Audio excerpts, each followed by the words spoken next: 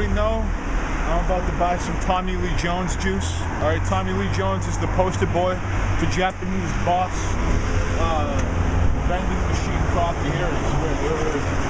We got Boss rainbow flavored, okay, with the cigar and the rainbows.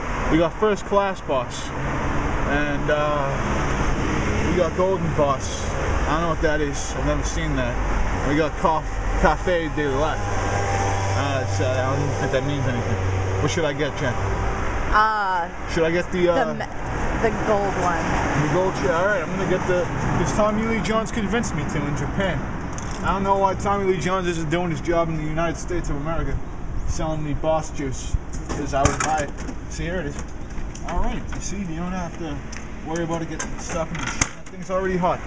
Is it? Yeah, we're fired up and ready to go. It's hot? Yeah. Oh wait, I can't drink this though, can I? Just drink it.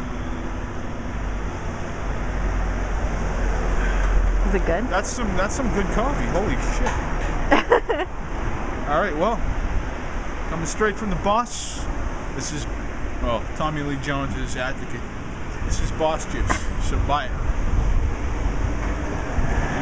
That's it.